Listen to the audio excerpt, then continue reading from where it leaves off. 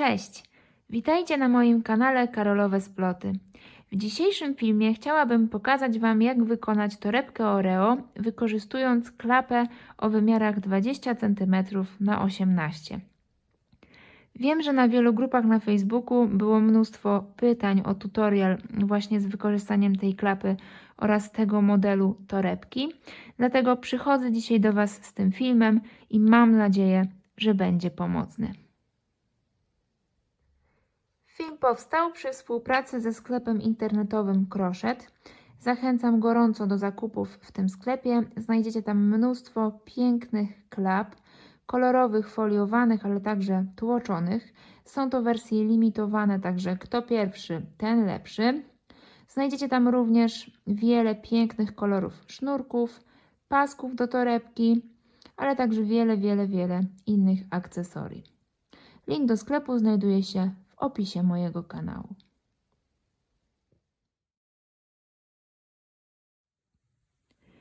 Będziemy potrzebować 2 motki sznurka poliestrowego płaskiego o grubości 5 mm. Ja do dzisiejszego projektu wybrałam sznurek w kolorze jagodowym. Oprócz tego będziemy potrzebować klapę o wymiarach 20 cm na 18 cm. Wybrałam klapę, która wygląda, jakby była ręcznie malowana. Jest przepiękna. Ma mnóstwo tutaj kolorów, także możemy do niej wybrać również sznurki w kolorze pomarańczowym, niebieskim, beżowym. Jest wiele możliwości. Klapa zamyka się oczywiście na zapięcie magnetyczne, a to zapięcie będziemy przymocowywać do torebki za pomocą nitów.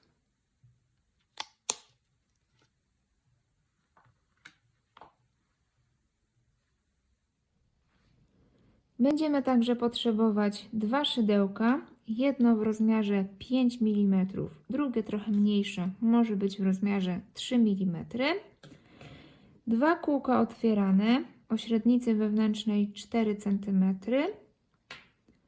2 znaczniki, igły i nici, nożyczki, śrubokręt, zapalniczkę oraz pasek o dowolnej długości.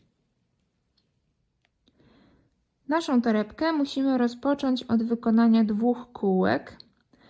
Każde z nich musi mieć średnicę około 15 cm.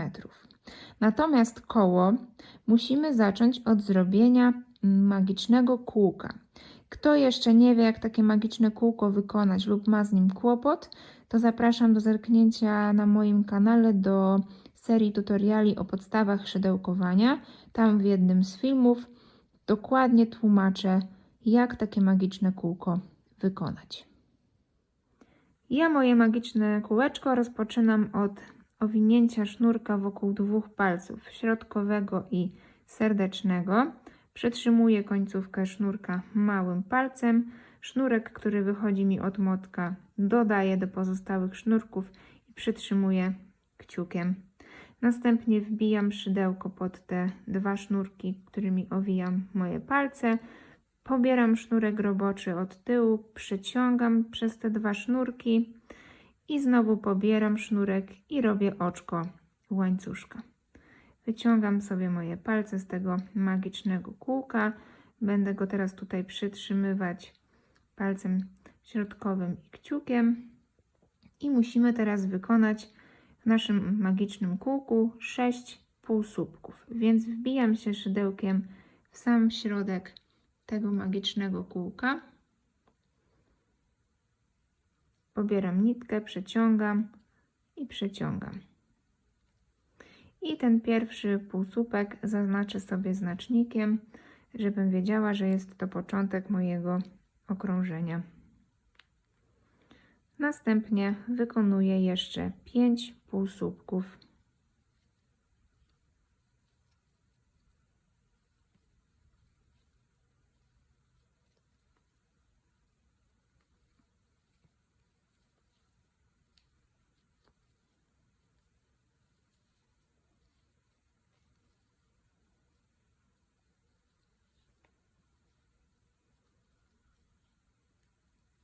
Powinnam mieć 6 półsłupków.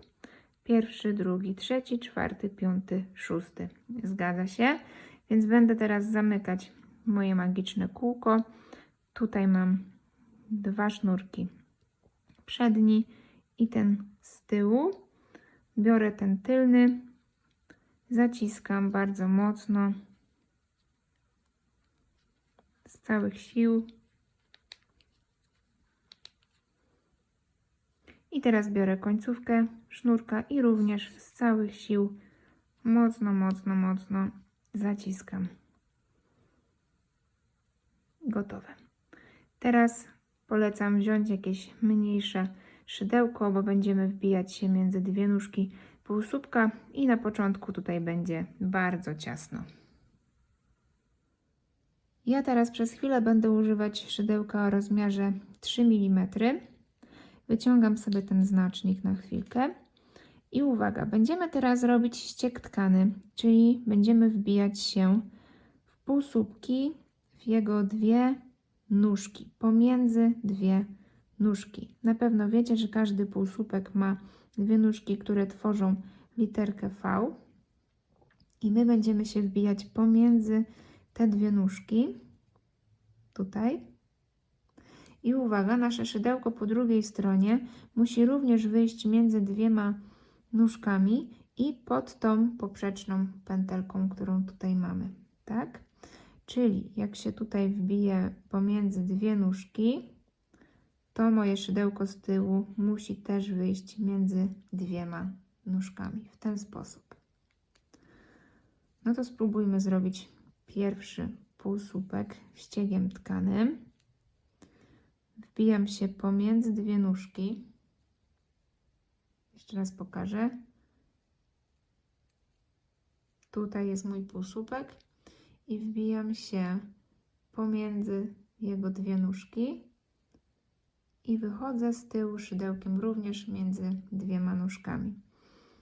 Pobieram sznurek i robię zwykły półsłupek. Mogę sobie troszkę tutaj ten sznurek wyciągnąć.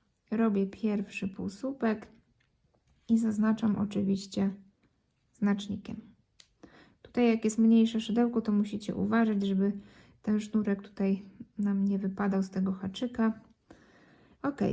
I musimy teraz wykonać zwiększenie, czyli jeszcze raz wbić się w to samo miejsce i wykonać drugi półsłupek. Czyli wbijam się pomiędzy te same 2 nóżki mojego półsłupka oraz wbijam się z tyłu pomiędzy te same 2 nóżki. Pobieram sznurek. No właśnie, to jest to, o czym mówiłam. Pobieram sznurek i przeciągam na drugą stronę.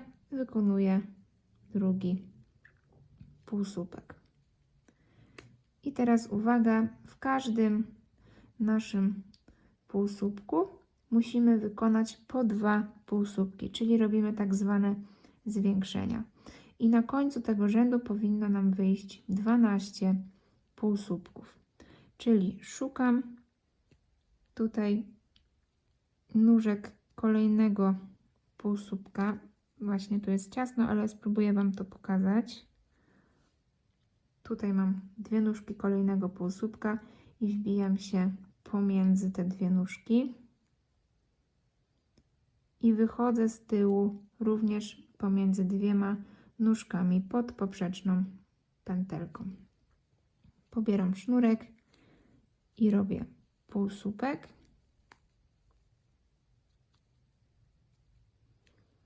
Wbijam się w to samo miejsce między 2 nóżki z tyłu. Pobieram sznurek, troszeczkę wyciągam i robię półsłupek. Możecie sobie tutaj właśnie te 2 nóżki poprawiać, tą literkę V, żeby to się ładnie układało i pamiętajcie, że przy każdym kolejnym wbijaniu się ustalcie sobie tutaj, jaką chcecie mieć wielkość tego oczka, szczególnie, że na razie mamy mniejsze szydełko, więc musimy troszeczkę to oczko powiększyć, żeby wychodziło w miarę takiej samej wielkości. Zróbmy do końca rzędu i spotkamy się za chwilkę. Zostało mi do zrobienia ostatnie zwiększenie, ale właśnie sobie przypomniałam, że to jest najlepszy moment i ostatni moment, żeby jeszcze to nasze magiczne kółko porządnie zamknąć i żeby ta dziurka w środku była jak najmniejsza, ponieważ w trakcie robienia tego okrążenia może Wam się tutaj jeszcze trochę to poluzować, dlatego zaciskamy mocno końcówkę tego sznurka, pociągamy za nią, żeby jeszcze to nasze magiczne kółko jak najmocniej się zamknęło. Biorę się za zrobienie ostatniego zwiększenia, wbijam się między nóżki i ponieważ właśnie przy tym półsłupku mam końcówkę sznurka, to teraz będę sobie tą końcówkę wrabiać w robótkę, żeby mi się ładnie ukryła, więc zaplatam ją sobie tutaj na szydełko. Pobieram sznurek i robię półsłupek. I wykonuję ostatni, 12 półsłupek, wbijam się między dwie nóżki. Znowu tą końcówkę sznurka tutaj ustawiam nad szydełkiem, pobieram sznurek i przeciągam, robiąc 12 półsłupek. Poprawiam nóżki i nasze okrążenie jest skończone.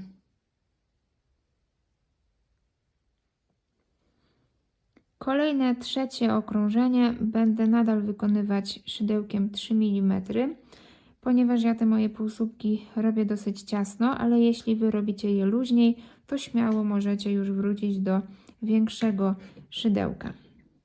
W tym okrążeniu musimy na zmianę wykonać jeden półsłupek i zwiększenie. Półsłupek, zwiększenie i tak do samego końca. Na końcu tego okrążenia powinno być 18 półsłupków. Ściągam sobie mój znacznik. Wbijam się między dwie nóżki kolejnego półsłupka.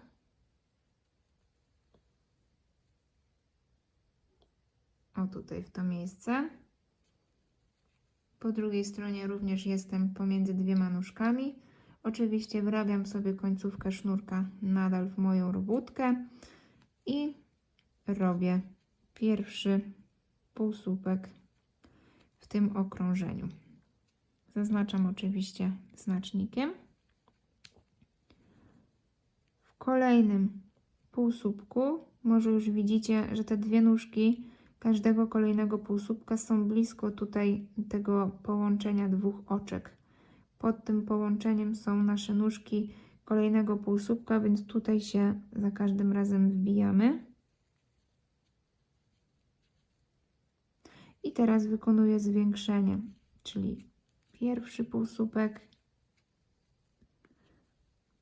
i drugi, wbijając się w to samo miejsce.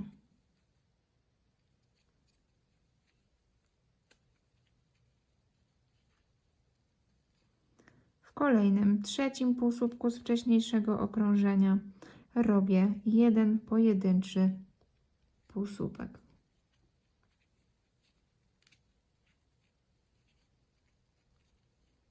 W kolejnym dwa półsłupki, czyli zwiększenie. I tak robimy do końca rzędu. Pamiętajcie, na końcu okrążenia mamy mieć 18 półsłupków.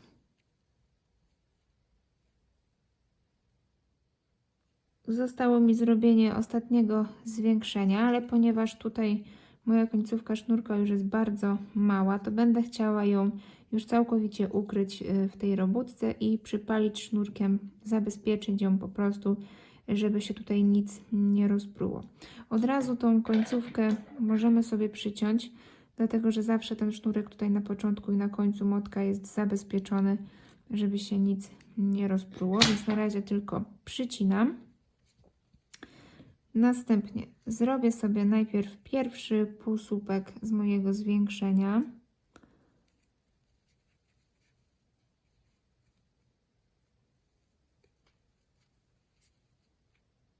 Ok. I teraz do tego mojego pierwszego słupka będę chciała już tą końcówkę sznurka no, połączyć, tak, przykleić, więc wychodzi na to, że jeszcze raz mogę sobie ten sznurek tutaj przypalić, nie tak bardzo blisko tego półsłupka, tak, może troszeczkę dalej, ale no w miarę gdzieś tam blisko. Przycinam sobie i od razu przypalam tą końcówkę i szybciutko przyklejam do sznurka, który był właśnie z wcześniejszego półsłupka. Ok, i zostało mi zrobienie ostatniego półsłupka w tym samym półsłupku, tak, ponieważ robię zwiększenie. No i zobaczcie, tym sposobem okrążenie jest zamknięte, a tutaj nic nie widać, ładnie ta końcówka sznurka się nam schowała. Wracam sobie teraz do mojego większego szydełka i tak jak wspominałam w filmiku, w którym pokazywałam, jak robić nerkę, ja nie robię koła w sposób klasyczny, czyli teraz powinnam zrobić 2 pojedyncze półsłupki i zwiększenie, 2 pojedyncze zwiększenie, później 3 pojedyncze zwiększenie, 4 pojedyncze zwiększenie, bo wtedy te zwiększenia wychodzą mi cały czas w tej samej linii i robi się taki trochę szef. Taki ja go widzę i on mnie denerwuje. Dlatego ja moje koło robię w inny sposób i wszystkie okrążenia, w których mam parzystą liczbę tych pojedynczych półsłupków, to te pojedyncze półsłupki jakby dzielę przez 2. Czyli teraz powinnam mieć 2 pojedyncze, więc na razie zrobię 1 pojedynczy półsłupek.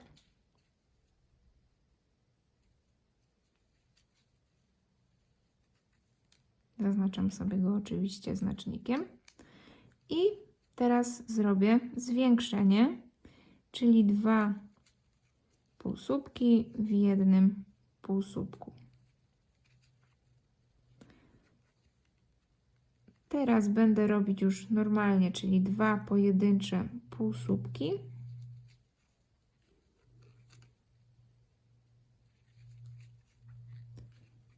Znowu zwiększenie.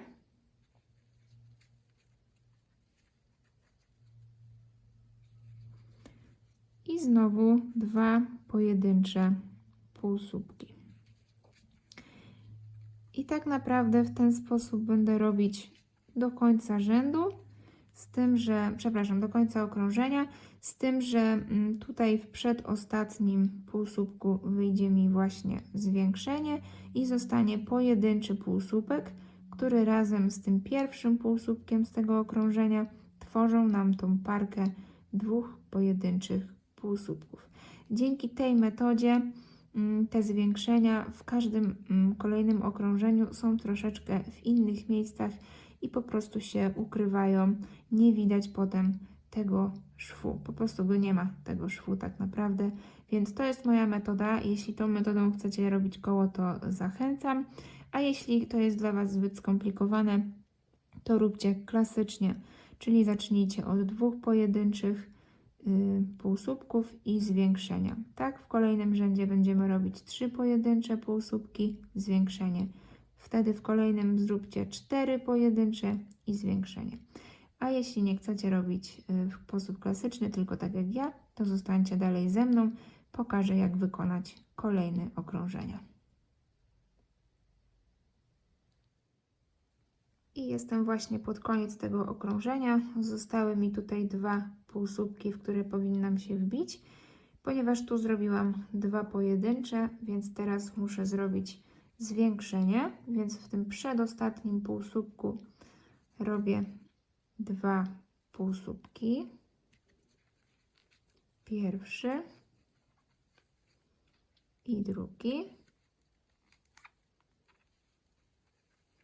I w ostatnim półsłupku robię pojedynczy półsłupek. I razem z tym pierwszym tworzą tą parkę 2 półsłupków. To, że ten rząd się kończy troszkę wyżej, przepraszam, co ja mam z tym rzędem dzisiaj? Cały czas mówię rząd. Jak będę mówić rząd, to pamiętajcie, że chodzi mi o okrążenie. Więc nie przejmujcie się tym, że to okrążenie kończy się wyżej niż się zaczęło, ponieważ na samym końcu, jak będziemy zamykać to koło, to tak naprawdę ukryjemy tą różnicę w wysokości i nie będzie tego w ogóle widać. Rozpoczynamy kolejne okrążenie i teraz będziemy robić 3 pojedyncze półsłupki i zwiększenie. Więc znowu zabieram mój znacznik,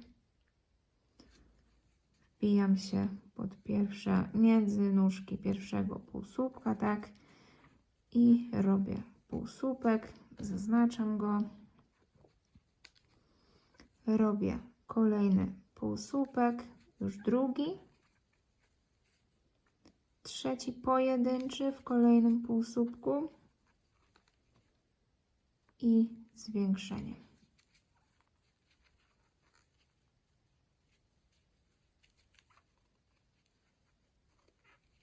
W ten sposób robimy do samego końca. 3 pojedyncze zwiększenie, 3 pojedyncze zwiększenie. W tym okrążeniu powinniśmy mieć na samym końcu 30 półsłupków, a nie powiedziałam, we wcześniejszym powinno być 20. Powinny być 24 półsłupki, tak? Ale w tym teraz już, który robimy, powinno być 30 półsłupków. Czyli znowu robię 3 pojedyncze, drugi i trzeci oraz zwiększenie. Zróbmy do końca to okrążenie i spotkamy się za chwilkę.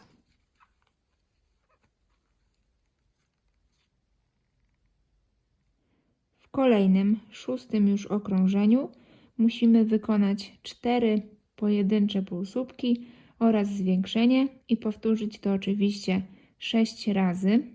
Więc jeśli chcecie robić metodą klasyczną, to robicie teraz 4 pojedyncze półsłupki i zwiększenie, 4 pojedyncze i zwiększenie. Natomiast ja podzielę sobie tą liczbę 4 przez 2, czyli zacznę moje okrążenie od 2 pojedynczych półsłupków. Wyciągam znacznik,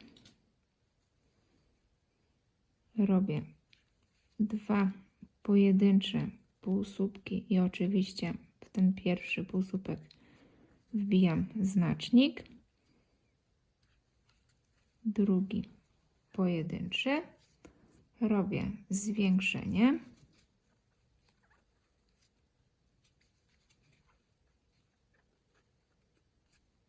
i teraz 4 pojedyncze półsłupki. Pierwszy,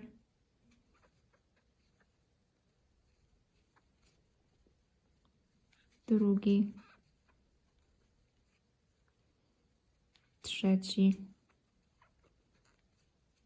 i czwarty. Następnie zwiększenie.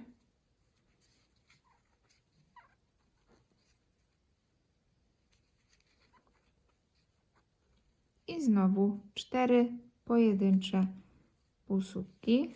Pamiętajcie, żeby cały czas wbijać się pomiędzy dwie nóżki.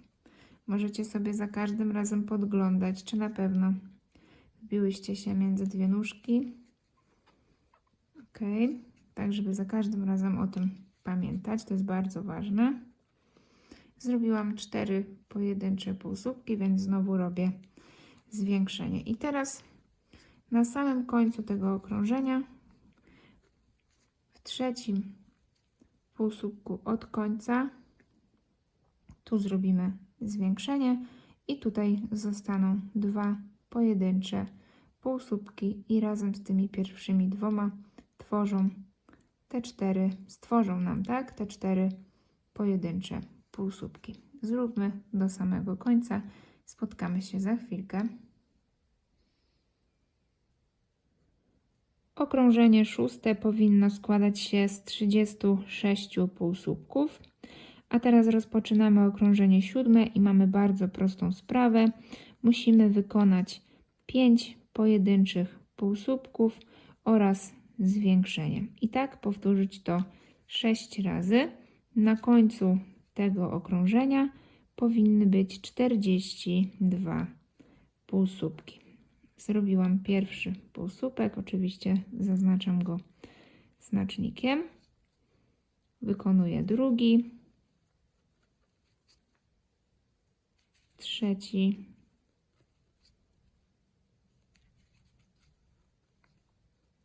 czwarty i piąty. A teraz robimy zwiększenie, czyli 2 półsłupki w tym samym miejscu. W ten sposób. Zróbcie do końca rzędu i spotkamy się za chwileczkę.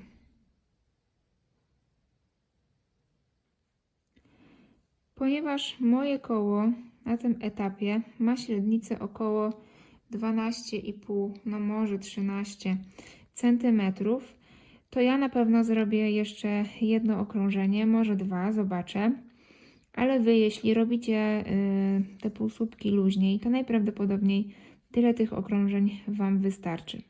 Tak naprawdę w torebce Oreo nie ma to znaczenia, ile tych okrążeń będzie i ile tych półsłupków w okrążeniu będziemy miały, dlatego że później po prostu ten nasz bok torebki będziemy wykonywać po kolei, każde oczko po oczku i po prostu będziemy to robić trochę na oko, tak żeby ta torebka po prostu nam się podobała i ładnie wyglądała. Dlatego ja zabieram się za zrobienie kolejnego okrążenia i teraz powinnam wykonać 6 pojedynczych półsłupków i zwiększenie i powtórzyć to 6 razy, więc ja zaczynam od 3 pojedynczych półsłupków.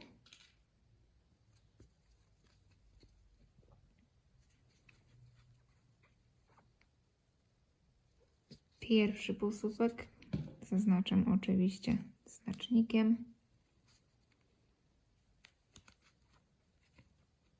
Drugi. Trzeci. Teraz robię zwiększenie.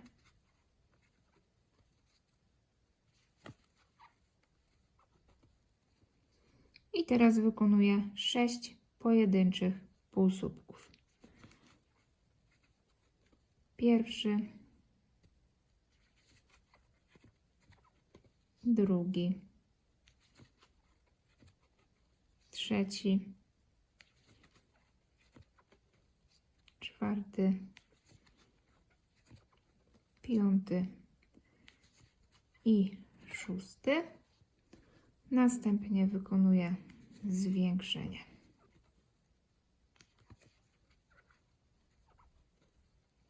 I w ten sposób znowu praktycznie do końca okrążenia. W czwartym półsłupku od końca powinno wyjść zwiększenie, a następnie 3 pojedyncze półsłupki, które razem z pierwszymi 3 tworzą 6 pojedynczych półsłupków. Zróbmy do końca to okrążenie. W tym okrążeniu powinno wyjść 48 półsłupków. Zakończyłam to okrążenie. Moje koło ma teraz średnicę około 14,5 cm, więc już takie to koło sobie zostawię. Pierwsze koło, które robimy, musimy zakończyć, czyli ucinamy sobie sznurek, wyciągamy tutaj ten sznurek całkiem i teraz wbijamy ten sznurek tak jakby od tyłu w drugie oczko, od tego, z którego zakończyliśmy, więc tutaj sobie wbijamy szydełko, przeciągamy ten sznurek na prawą stronę. Możemy teraz wyciągnąć już nasz znacznik i teraz musimy ten sznurek przyciągnąć na drugą stronę i włożyć tutaj w to oczko. Więc idziemy od tyłu, na tylną stronę. Wbijam się tutaj oczywiście mniejszym szydełkiem pod tą poprzeczną pętelkę i w sam środek tego oczka i przeciągam ten sznurek na lewą stronę.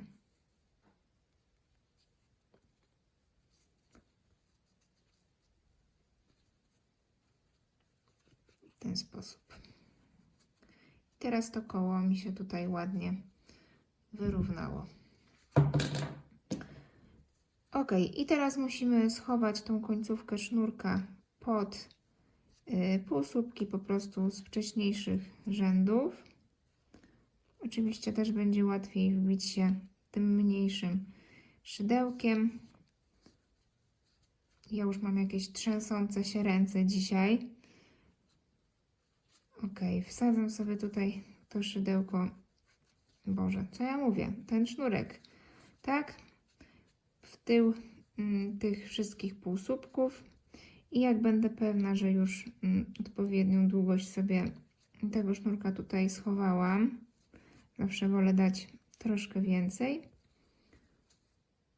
to znowu ten sznurek sobie tutaj ucinam.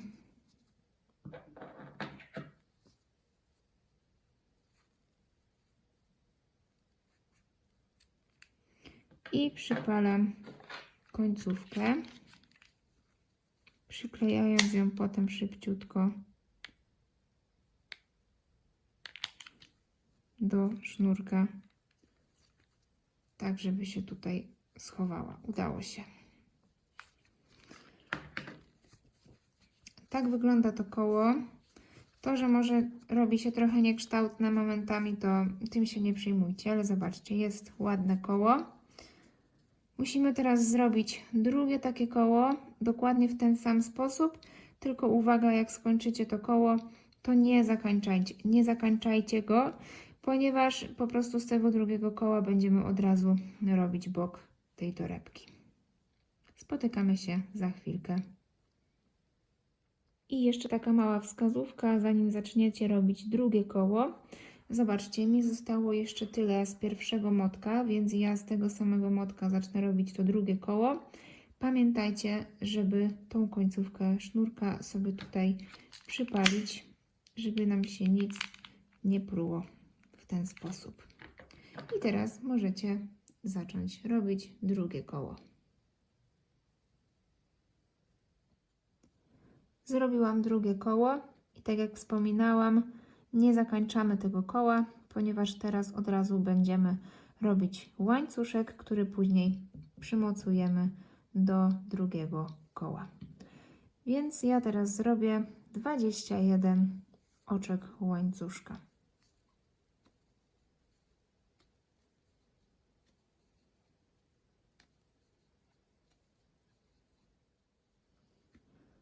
Zrobiłam aż 21 oczek łańcuszka, ponieważ tak jak wspominałam też wcześniej, ja moje torebki staram się robić dosyć ciasno, ponieważ wtedy te torebki lepiej trzymają swoją formę. Ja nie lubię, jak torebki są dosyć takie giętkie i właśnie nie trzymające kształtu. Dlatego będę robiła tutaj ten bok też dosyć ciasno, więc wolałam dołożyć troszkę więcej oczek na tym łańcuszku, ale żeby efekt był taki, jaki chcę, żeby był. Ok, mamy 21 oczek łańcuszka.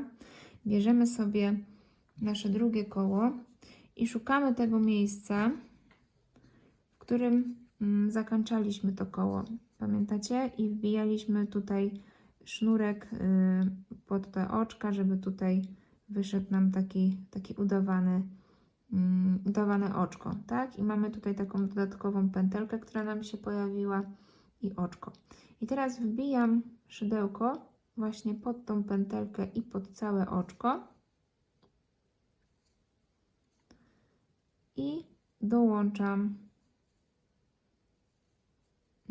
tutaj cały ten łańcuszek, przeciągając przez to oczko i zakończam oczkiem łańcuszka w ten sposób. Musimy za każdym razem, jak będziemy łączyć ten przód i tył torebki, właściwie te dwa koła, żeby były albo oba koła na prawej stronie, albo oba koła na lewej stronie. To jest bardzo, bardzo ważne. Ok, zrobiłam tutaj połączenie tego łańcuszka z kołem. I teraz tak, opuszczamy sobie to pierwsze oczko, które tutaj jest. Będziemy się wbijać w kolejne, ale w tym pierwszym rzędzie ja się wbijam w tył oczka, w tą taką poprzeczną nitkę, tą taką nóżkę, jakby możemy też to nazwać, tak? Czyli opuszczam pierwsze oczko, mam drugie, przekręcam i mam tutaj pętelkę, w którą się wbijam i wykonuję oczko ścisłe. Mam drugą taką pętelkę z drugiego, kolejnego jakby naszego oczka i znowu robię oczko ścisłe. Wbijam się w kolejną pętelkę i robię trzecie oczko ścisłe. I w każdym naszym rzędzie na początku i na końcu będą 3 oczka ścisłe. Teraz znowu wbijając się w tą pętelkę robię półsłupki. Pierwszy, drugi,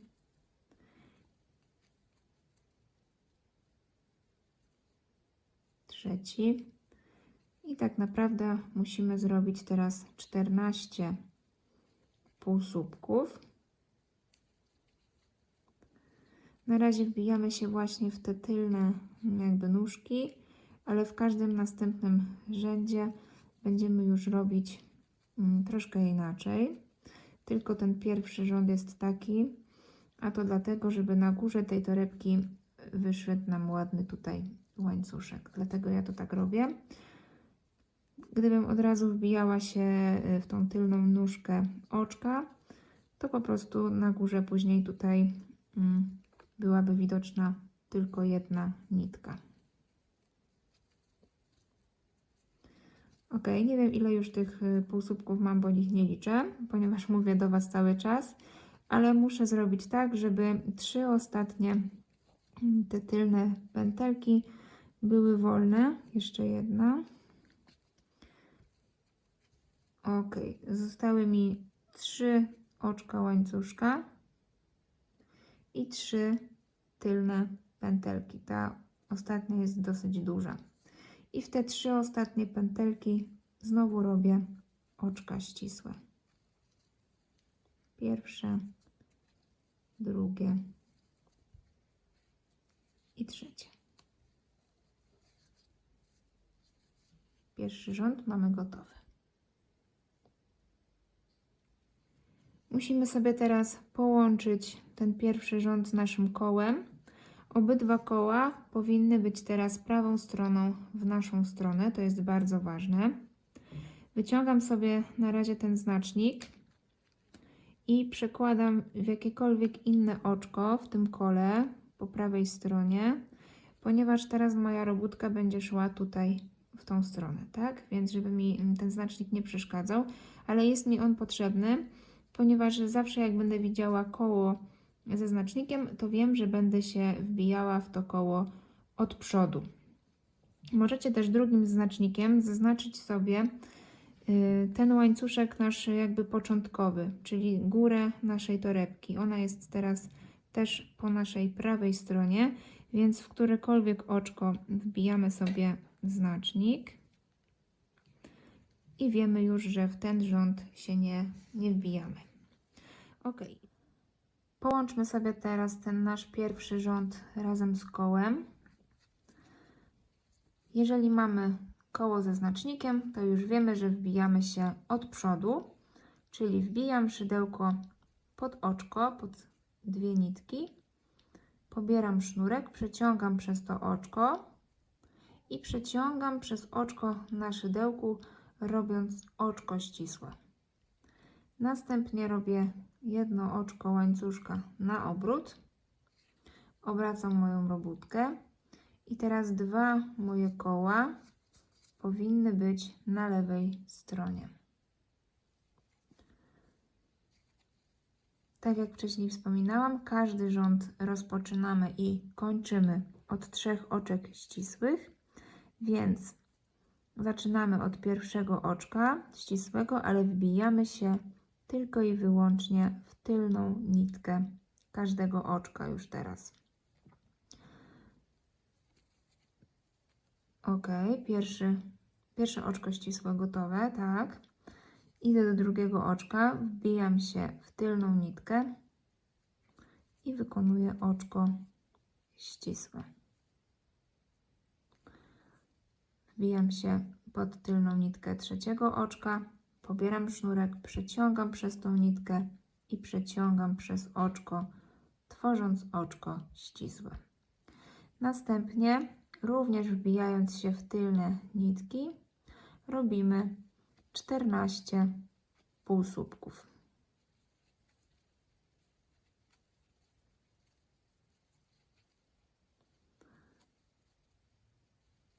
Zróbmy 14 tych półsłupków i spotkamy się za chwileczkę.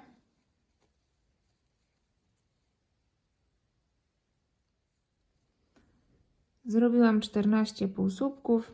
Teraz na zakończenie rzędu muszę zrobić jeszcze 3 oczka ścisłe.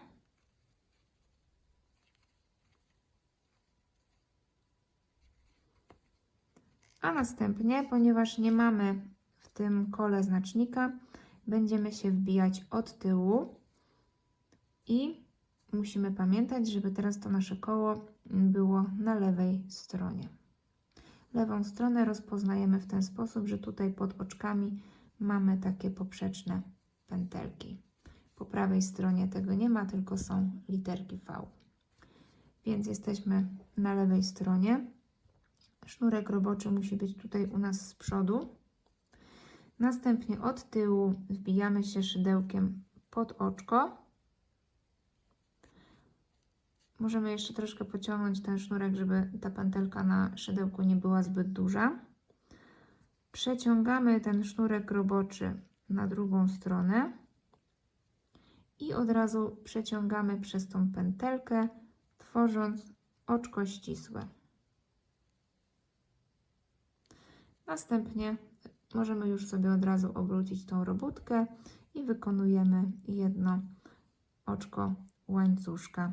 I jesteśmy teraz na naszej prawej stronie robótki. Nasze 2 koła powinny się nam teraz układać prawą stroną do góry.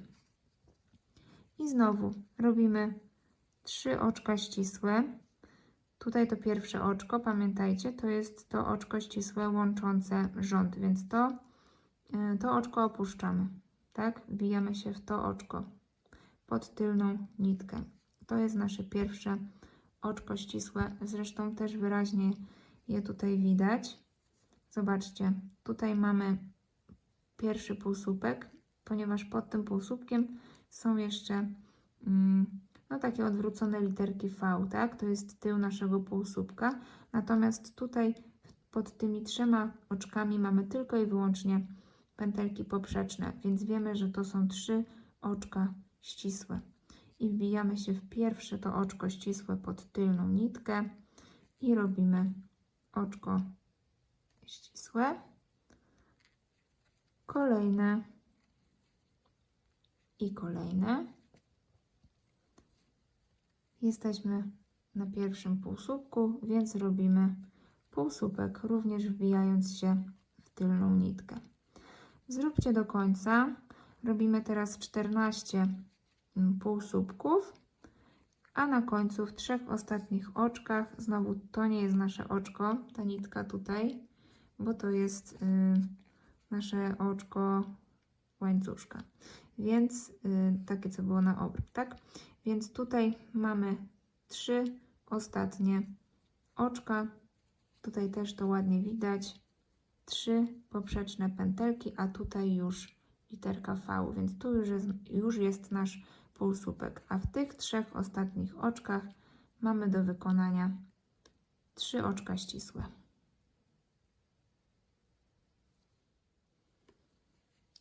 Zrobiłam ten rząd do końca, doszłam do koła ze znacznikiem, więc wiem, że będę się wbijać teraz od przodu.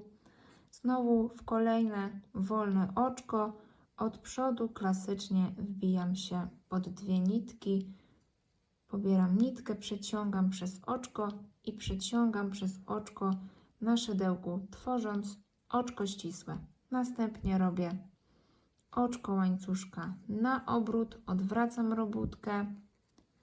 Znowu widzę tutaj 3 poprzeczne pętelki, więc w to oczko się tutaj wbijam pod tylną nitkę. Może być ciasno w tych takich brzegowych oczkach. I robię oczko ścisłe. W kolejnym oczku drugie oczko ścisłe, w kolejnym trzecie oczko ścisłe i znowu robimy 14 półsłupków i 3 oczka ścisłe i jeszcze raz pokażę, jak wbijamy się od tyłu i od tyłu łączymy ten rząd z naszym kołem.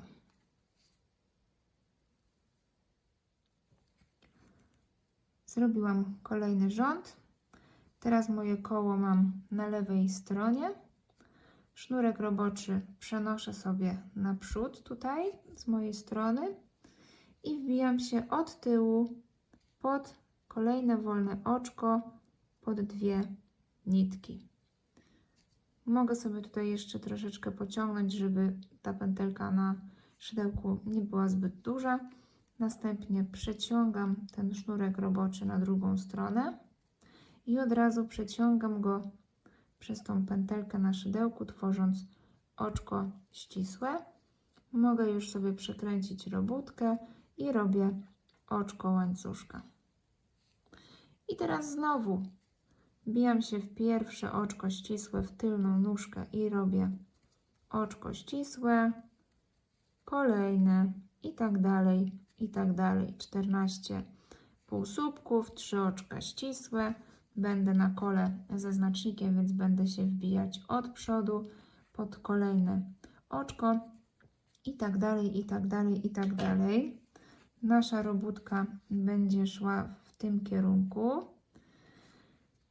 i musimy skończyć robienie tego boku gdzieś mniej więcej na 15 tutaj od końca oczku. Ja mniej więcej 15 oczek zostawiam wolnych. Tak naprawdę każda moja torebka Oreo jest trochę inna i to jest właśnie najpiękniejsze w rękodziele, że za każdym razem po prostu mi to inaczej wychodzi. Robię to wszystko tak, żeby po prostu mi się podobało.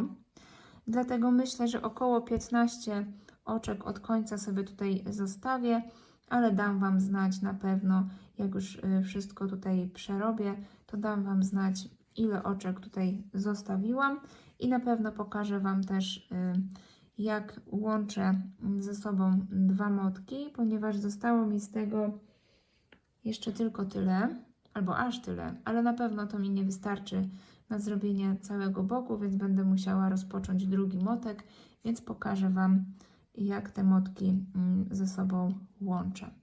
Życzę Wam miłego dziergania.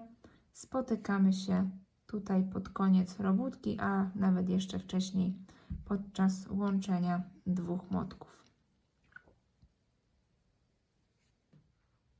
Zakończyłam pierwszy motek sznurka. Zobaczcie, ile udało mi się zrobić.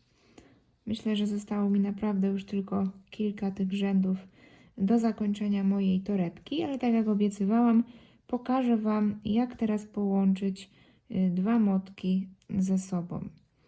Ważna rzecz, teraz jestem na prawej stronie torebki i właśnie bardzo dobrze, ponieważ jak będę teraz dołączać nowy sznurek, to kolejne półsłupki będę robiła na prawej stronie i ten sznurek będę tutaj od środka ukrywała w mojej robótce. To jest bardzo ważne, żeby tak utrafić sznurkiem, żeby właśnie być już tutaj na tej prawej stronie, a nie gdybyśmy robili dopiero ten rząd, tak? Bo wtedy ukrywanie tych sznurków byłoby nawet gdzieś tutaj na wierzchu i byłoby troszeczkę widoczne. Także bardziej estetycznie jest, jeśli jesteśmy teraz na prawej stronie i będziemy tutaj ten sznurek ukrywać od środka. Mi zostało akurat tyle. Jeśli Wam zostałoby dużo więcej, to ja wolę, żeby zostało więcej sznurka, a żeby ukryć go też gdzieś tutaj przy brzegu, niż w trakcie rzędu. Będzie to po prostu wyglądało bardziej estetycznie. Pokażę Wam teraz, jak dodam nowy sznurek tutaj podczas łączenia rzędu z moim kołem, ale na pewno w najbliższym czasie nagram też filmik do mojej serii podstaw o szydełkowaniu, który będzie mówił o tym właśnie, w jaki sposób możemy dodawać nowe sznurki, rozpoczynać nowe motki w naszych robótkach, kiedy właśnie robimy na przykład półsłupki, słupki czy oczka ścisłe. Także zapraszam Was serdecznie do śledzenia mojego kanału. Ok, przejdźmy do łączenia rzędu, dodając nowy sznurek. Jestem teraz tak jakby na lewej stronie tego koła. W każdym razie muszę się wbić tutaj od tyłu, więc wbijam się od tyłu w to oczko. Sznurek tutaj chowam sobie do środka tej torebki. Mogę go trochę jeszcze nawet zaciągnąć. Wbijam się od tyłu pod całe oczko, a następnie pobieram sobie już nowy sznurek z mojego nowego motka i przeciągam go przez to oczko i przez pętelkę na szydełku, czyli tak jak do tej pory robiłam, robiąc no takie trochę może udawane oczko ścisłe, tak, bo po prostu ten sznurek przeciągnęłyśmy. Tu możemy sobie jeszcze ustalić, ile tego sznurka chcemy, żeby nam zostawało na końcu. Możemy tak mniej więcej zrobić tyle samo co tej mojej końcówki, albo po prostu mniej. Przytrzymujemy sobie tutaj te dwa sznurki, żeby nam nic tutaj nie uciekło i robimy oczko łańcuszka na obrót. W ten sposób. Naszym kolejnym krokiem jest zrobienie 3 oczek ścisłych, ale w taki sposób, żeby te nasze końcówki sznurka ukryć w robótce. Wbijam się pod tylną nitkę pierwszego oczka, kładę sobie na szydełku te dwie końcówki sznurka, przytrzymuję tutaj lewą ręką, pobieram sznurek, przeciągam przez te końcówki sznurka oraz przez tylną nitkę, a następnie przeciągam przez pętelkę na szydełku, tworząc pierwsze oczko ścisłe. Wbijam się w tylną pętelkę drugiego oczka, następnie te dwie końcówki sznurka daję teraz pod szydełko, pobieram sznurek, przeciągam przez tą tylną nitkę i przeciągam przez pętelkę na szydełku. Mam drugie oczko ścisłe. Wbijam się w tylną nitkę trzeciego oczka. Znowu kładę końcówkę sznurków. Te dwie końcówki mogę sobie troszkę zaciągnąć na szydełko. Pobieram sznurek, przeciągam przez wszystkie pętelki na szydełku. Teraz przechodzę do robienia półsłupków. Wbijam się w tylną nitkę i wyjątkowo przy tym pierwszym półsłupku również te końcówki sznurka mam pod szydełkiem. Przeciągam sznurek przez tylną nitkę i robię pierwszy półsłupek. I teraz już za każdym razem na każdym półsłupku będziemy kłaść te dwie końcówki sznurka na szydełku. Przy półsłupkach możemy już tak po prostu robić, więc robię drugi półsłupek. Została mi już tutaj końcówka tego sznurka. Zrobię może jeszcze jeden. Kładę znowu na szydełku te końcówki. I teraz przytnę sobie ten sznurek, przypalę końcówki, przykleję do półsłupka i będę dalej kontynuowała moją torebkę. Tak jak mówiłam, zostało mi już tutaj naprawdę bardzo mało tych rzędów do zrobienia, ale za chwilkę jeszcze powiem, ile dokładnie tych oczek tutaj na obwodzie koła zostawiłam. A tak wygląda tutaj to ukrywanie naszego sznurka od lewej strony. Zobaczcie, myślę, że naprawdę jak na to, że tutaj są dwa sznurki, to jest to bardzo mało widoczne. No i co? Dziergajmy dalej, bo nasza torebka za chwilkę będzie już naprawdę w całości gotowa. Spotykamy się już za momencik. Zakończyłam już robienie rzędów. Przyłożyłam sobie klapę i uznałam, że efekt końcowy powinien być zadowalający, więc nie będę już tych rzędów więcej dodawać. Ale Wy możecie oczywiście zrobić inaczej. Jeśli chcecie, żeby między klapą a końcem tutaj torebki była jeszcze większa dziura, to zróbcie po prostu mniej tych rzędów. A jeśli chcecie schować tą torebkę właśnie pod klapę, o tak jak tutaj, to zróbcie tych rzędów jeszcze więcej. To wszystko kwestia Waszego gustu. W każdym razie ja w swojej torebce zostawiłam na jednym i na drugim kole po 12 oczek łańcuszka. I jeszcze jedna ważna rzecz. Jeśli uznacie, że chcecie zrobić inną ilość rzędów niż ja, to taka moja sugestia, żeby zakończyć ostatni rząd w kole, które jest ze znacznikiem. Ponieważ dla mnie jest to tył torebki, bo tutaj są takie wybrzuszenia i one dla mnie powinny być z tyłu torebki. Z drugiej strony mamy ładne wklęśnięcia i to po prostu moim zdaniem wygląda bardziej estetycznie. Więc dla mnie to jest po prostu przód tej torebki. A ponieważ zanim zamontujemy klapę, musimy jeszcze tą torebkę obrobić wokół oczkami ścisłymi. Dlatego właśnie ważne jest, żeby zakończyć rzędy z tyłu torebki, bo to nasze obrabianie rozpocznie się i zakończy właśnie z tyłu. I nawet jeżeli tutaj coś będzie widoczne, jakieś nasze zakończenie w ogóle tej robótki, to ono się ukryje pod klapą. Bierzemy się za obrabianie całej torebki. Będziemy wykonywać oczka ścisłe i będziemy wbijać się cały czas w tylną nóżkę każdego oczka. W ten sposób. Możecie sobie zaznaczyć znacznikiem to pierwsze oczko ścisłe, żeby potem wiedzieć, jak zakończyć to obrabianie. I wbijamy się w każde oczko tutaj wokół, które widzimy. Nawet na rogach, jak zobaczymy jakieś oczko, to po prostu się pod nie wbijamy i obrabiamy wokół tą torebkę. Tu, wszędzie wokół obrabiamy tymi oczkami ścisłymi i kończymy tutaj. Za chwilkę pokażę, jak wykończymy już całkiem tą torebkę. Zakończyłam obrabianie torebki oczkami ścisłymi. Naprawdę w każdym rogu też się wbijałam i robiłam oczko ścisłe. Tutaj tak naprawdę zostało mi jeszcze jedno oczko, pod które mogłabym się wbić, ale je tutaj zostawię i zakończę tutaj to moje jakby okrążenie, właśnie robiąc takie udawane oczko. Ucięłam sobie sznurek na około jakieś 2 metry, 1,5–2 metra sobie zostawiłam sznurka.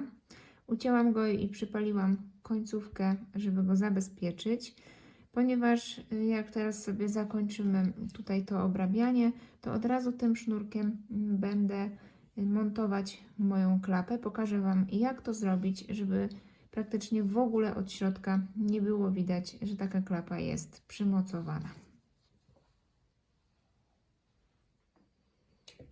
To zaczynamy. Wyciągam sobie tutaj ten sznurek do samego końca.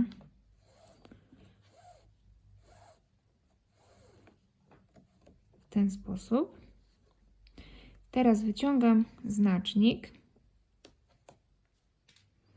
i wbijam się tutaj pod to oczko, w którym właśnie był ten znacznik przed chwilką. Pobieram sobie sznurek, przeciągam przez to oczko, całości, więc znowu zabawa, żeby cały ten sznurek tutaj wyciągnąć. Następnie muszę ten sznurek przełożyć na drugą stronę, wbijając się tutaj w to oczko, z którego właśnie ten sznurek wychodzi, tak? Więc wbijam się tutaj od tyłu pod poprzeczną pętelkę tego oczka i pod oczko. Byłoby mi łatwiej, jakbym miała mniejsze szydełko, ale udało się w ten sposób. I teraz przeciągam ten sznurek na drugą stronę.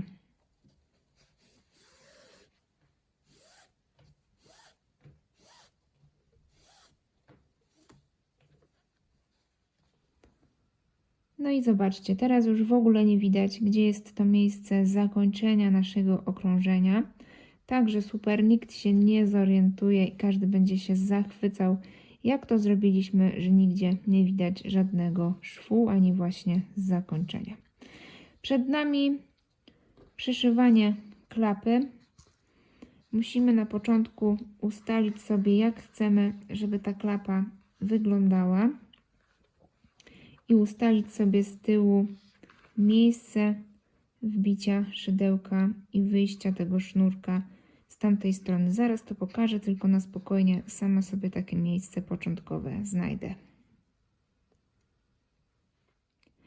Nazwijmy sobie teraz w tej torebce te takie nasze tyły półsłupków jako poszczególne rzędy. I ja sobie zaznaczyłam tak jakby w drugim tym rzędzie trzeci półsłupek. Od tego półsłupka, właściwie nad tym półsłupkiem zacznę wszywać moją klapę, a zakończę wszywanie klapy nad trzecim półsłupkiem tutaj po drugiej stronie, też między pierwszym a drugim rzędem. I teraz muszę zacząć chować tą moją nitkę tutaj pomiędzy te pętelki, tak aby wyjść po drugiej stronie właśnie nad tym moim trzecim półsłupkiem. Spróbujcie zrobić to sami, bo będzie mi to na pewno ciężko tutaj pokazać. Chowamy ten sznurek po prostu tutaj między te pętelki, wbijamy się pod spodem, chowamy sznurek tak, żeby wyjść sobie ostatecznie tutaj nad tym trzecim półsłupkiem i nad naszym znacznikiem. Udało mi się przebić tutaj sznurkiem na moją prawą stronę. Po lewej praktycznie w ogóle nie widać, gdzie przeciągałam sznurek. I teraz wbijamy sobie od środka szydełko tutaj w tą dziurę nad półsłupkiem, tym drugim jakby z naszego drugiego rzędu, między pierwszym a drugim rzędem, czyli po prostu w kolejną najbliższą dziurę wbijam sobie szydełko, biorę moją klapę, wbijam szydełko w pierwszy otwór w tej klapie i przeciągam sznurek.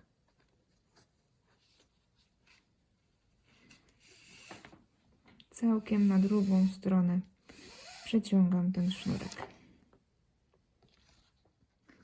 Trzymamy tutaj mocno ten sznurek, bo na początku też ta klapa nie będzie z nami współpracować. Więc żeby tutaj ten sznurek był dosyć naprężony i mocno tą klapę trzymał. Następnie wbijamy szydełko w drugie oczko na klapie i szukamy jakiegoś miejsca, w które chcemy się wbić w naszej torebce. Przebijamy się szydełkiem na drugą stronę i od razu przebijam szydełko też pod pętelki, tak żeby teraz jak pociągnę sobie ten sznurek roboczy, to żeby on mi się tutaj ukrył w tej robótce. I to właśnie jest ciężkie, ale chcę, żeby się przebiło na drugą stronę. Udało się i jeszcze przebiło się przez klapę. I znowu wyciągam ten sznurek do samego końca. I teraz są dwie możliwości. Możemy dalej iść w lewą stronę i ten sznurek w to trzecie oczko przeciągać i w ten sposób jakby tutaj robić takie pauzy od sznurka, przerwy, tak? A możemy sobie teraz wrócić z powrotem na prawą stronę i za każdym razem, tak trochę na taką owijkę, ten sznurek tutaj mocować. Tak naprawdę to już jest Wasza dowolność. Zróbmy sami to do końca. Jak skończycie, to dobrze jest zakończyć wbijając się tutaj właśnie nad ten trzeci półsłupek i nad tym znacznikiem, po to, żeby znaleźć się na lewej stronie naszej torebki tutaj w środku i tam również pochować sznurek między tymi półsłupkami, oczywiście uciąć końcówkę, przypalić i można nawet jeszcze zszyć igłą i nitką, żeby mieć pewność, że ta klapa tutaj nam się nie rozpruje i nic się tutaj niepożądanego nie wydarzy. Pamiętajcie tylko, żeby tak w miarę mocno tutaj zaciskać za każdym razem ten sznurek, żeby ta klapa była tutaj dosyć mocno przymocowana do tej naszej torebki. No i zobaczcie, moja torebka jest gotowa, klapa przymocowana i zabezpieczona w środku także igłą i nićmi. Tutaj z tyłu w ogóle nie widać tego sznurka, którym przymocowywałam klapę do torebki. Zapięłam także zapięcie magnetyczne za pomocą nitów oraz dołożyłam kółka otwierane. Mam nadzieję, że filmik był dla Was pomocny. Jeśli macie jeszcze jakieś pytania, to dajcie znać w komentarzu. Pamiętajcie o oznaczeniu mojego profilu na Waszych profilach w mediach społecznościowych, jeśli postanowicie pochwalić się takimi torebkami zrobionymi z moją pomocą. Będzie mi bardzo miło. Zachęcam oczywiście do subskrybowania i śledzenia kanału. Będą się tutaj pojawiać filmiki w miarę regularnie, także mam nadzieję, że będziecie ze mną. Dzięki za dziś i do zobaczenia w kolejnym filmie. Pa, pa!